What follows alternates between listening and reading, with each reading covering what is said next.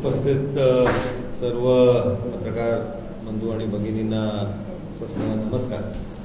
आपल्या सर्वांना माहिती आहे की भारताच्या अमृत काळामध्ये सर्वसामान्य माणसाच्या जीवनशैली ही सुखी आणि संपन्न करण्याच्या दृष्टिकोनाने केंद्रीय जीएसटी कराच्या दराची पुनर्रचना आणि त्याबरोबर ती अधिक सुसूत्रीकरण त्याचं करण्याचं माननीय पंतप्रधान नरेंद्रजी मोदी साहेब यांनी स्वातंत्र्य दिनी लाल किल्ल्यावरून जाहीर केलं होतं आणि तो जो संकल्प केला होता तो आता आपण बघतोय की प्रत्यक्षात उतरलेला आहे। याची घोषणा माननीय अर्थमंत्री निर्मलाजी सीतारामन यांनी केले आणि या कर रचनेमुळे देशाच्या अर्थव्यवस्थेबरोबर जनतेच्या जीवनशैलीमध्येही फार चांगला याचा फायदा हा देखील आपल्याला बघायला भेटणार आहे। केंद्र सरकारच्या वस्तू आणि सेवा कराच्या रचनेमध्ये केलेली ही देशातील आतापर्यंत सर्वात मोठी आणि सर्वांना लाभ मिळवून देणारी ही सुधारणा आहे। ही अंमलात येत असताना देशाच्या अर्थव्यवस्थेला चालना ही निश्चितपणे मोठ्या प्रमाणात भेटणार आहे। व्यापार क्षेत्रातला याला फार मोठा लाभ या नवीन कर रचनेमुळे येणार आहे।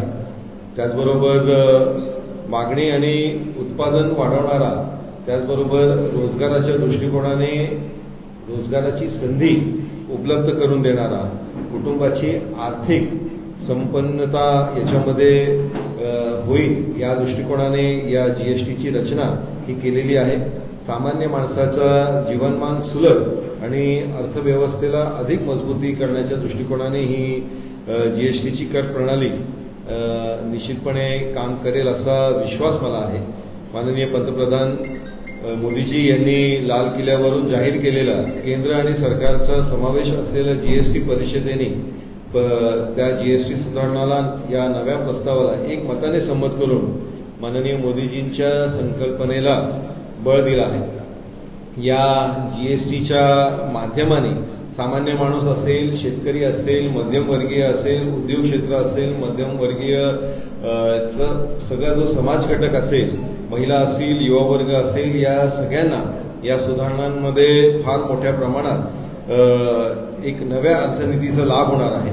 व्यावसायिकांना व्यवसाय करण्यासाठी एक सुलभता या सगळ्या जीएसटीच्या नवीन कर प्रणालीच्या माध्यमाने येणार आहे।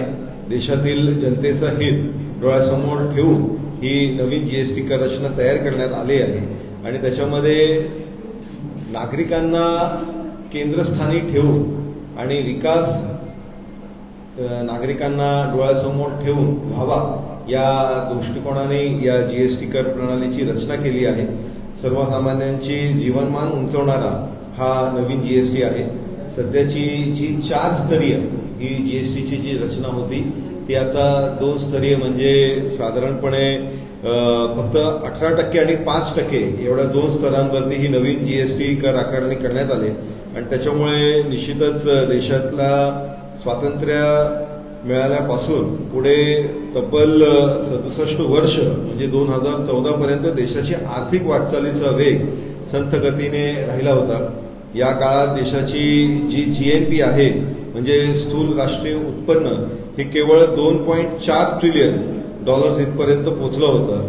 त्याचं कारण पॉलिसी पॅरालिसिस असेल, भ्रष्टाचार असेल, महागाई असेल, गगनाला जी भिडली होती।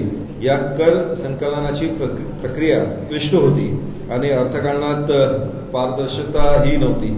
त्यामुळे आर्थिक सुधारणांचा वेग वाढवण्याच्या दृष्टिकोनाने देशाच्या विकासाच्या दृष्टिकोनाने या मोदी सरकारने हे ओळखून सुधारणांना बळ देण्याची योजना आखली आणि त्याच्यामुळे नव्या भारताच्या आत्मनिर्भर भारत या दृष्टिकोनाने ही जीएसटीची नवीन कर प्रणाली ही निश्चितपणे फार मोठ्या प्रमाणात लोकांना लाभ देणार आहे।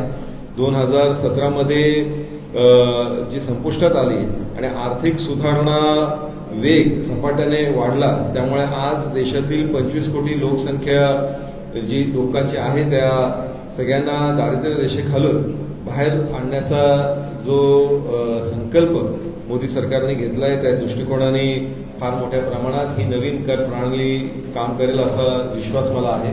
एकंदरीत आपल्या सगळ्यांना कल्पना आहे की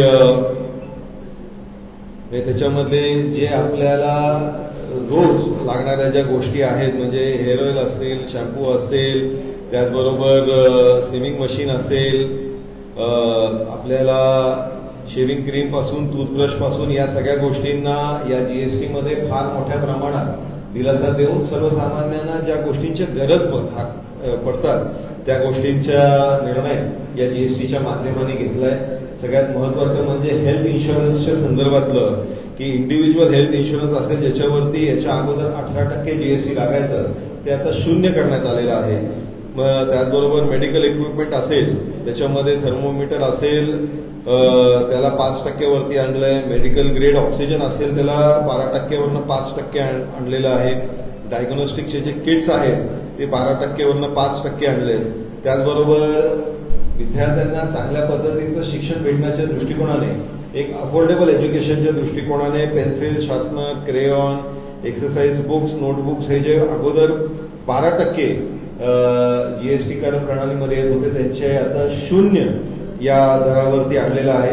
त्याचबरोबर शेतकऱ्यांच्या दृष्टिकोनाने जे अतिशय महत्वाचं आहे शेतीच्या दृष्टिकोनाने ते ट्रॅक्टर असतील, ट्रॅक्टरचे पार्ट्स असतील, त्याचबरोबर स्पेसिफाईड बायोपेस्टिसाइड असतील, मायक्रोन्यूट्रिएंट्स असेल, ड्रिप इरिगेशनच्या ज्या सिस्टीम आहेत आणि स्प्रिंकलर आहेत त्यांच्यावरती 18 ते 12% जीएसटी पडायची ती 5% वरती आणलेली आहे.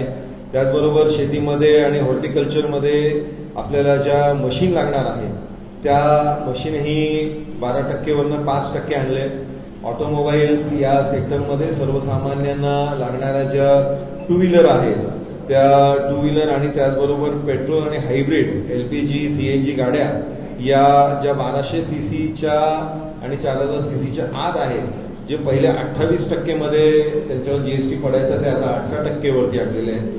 त्याच्यानंतर 3 व्हीलरवरती 28% पडायचं ते 18% वर आणलंय. मोटरसायकल 350 सीसी आणि बिलो ज्या मोटरसायकल आहेत त्या 28% वरनं 18% वर आणलेल्या आहेत.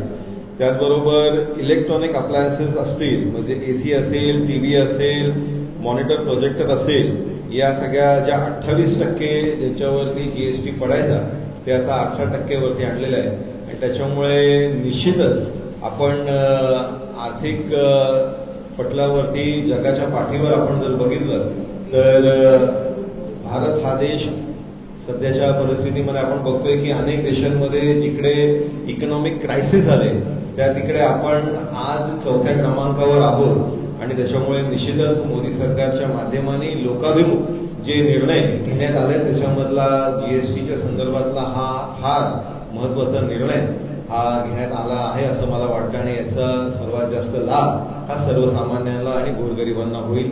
त्याच्यामुळे या जीएसटीचा जास्तीत जास्त फायदा हा आपल्या सगळ्यांनाच भेटणार आहे. 22 तारखे नवरात्रीपासून याची सुरुवात होईल आणि एका अर्थी दसरा आणि दिवाळीची एक अतिशय उत्तम भेट ही केंद्र सरकारकडनं राज्य सरकार केंद्र सरकारच्या माध्यमाने सर्वसामान्यांना भेटणार आहे. खरं तर राज्य कुठलंही असलं तरी हे काँग्रेस प्रणित जे राज्य आहे त्यांनाही निश्चितपणे या जीएसटीचा लाभ भेटणार आहे. आणि त्याच्यामुळे जीएसटीच्या संदर्भातला निर्णय घेत असताना हा कुठल्याही निवडणुका डोळ्यासमोर न ठेवता फक्त सर्वसामान्यांना याचा लाभ भेटला पाहिजे. आणि हे सर्वसामान्यांना लाभ भेटत असताना याचं आर्थिक उलाढाल जी देशाची आहे त्याच्यामध्येही एक वाढ भेटणार आहे. कारण ज्यावेळेस आपण टॅक्स कमी पडतो त्यावेळेस त्याचं कन्झम्पशनही त्या प्रमाणात लोकांमध्ये वाढत असतं. त्याच्यामुळे आपण ज्यावेळेस टॅक्स कमी केलाय त्याच्यामुळे एक आर्थिक तूट ही निश्चितपणे केंद्राच्या बजेटवर येत असताना जसं कन्झम्पशन वाढेल त्याच्यामुळे ही तूटही भरून निघणार आहे. असा सर्व अंगाने विचार करून केंद्र शासनाने हा निर्णय घेतलेला आहे.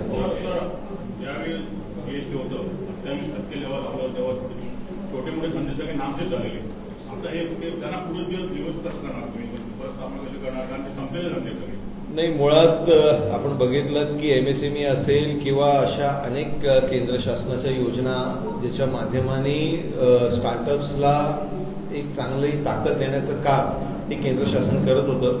पण मला पूर्ण विश्वास आहे की आपण याच्या पुढच्या काळामध्ये जे आज माननीय मोदीजींनी आपलं सेल्फ कन्झम्पशनच्या दृष्टिकोनाने स्वतःचं उत्पन्न आपण वाढवलं पाहिजे, आपल्या देशामध्ये आपलं स्वतःचं उत्पन्न वाढवण्याच्या दृष्टिकोनाने ही जीएसटी प्रणाली निश्चितपणे त्या दृष्टिकोनाने एक फार मोठा पाऊल हे ठरणार आहे.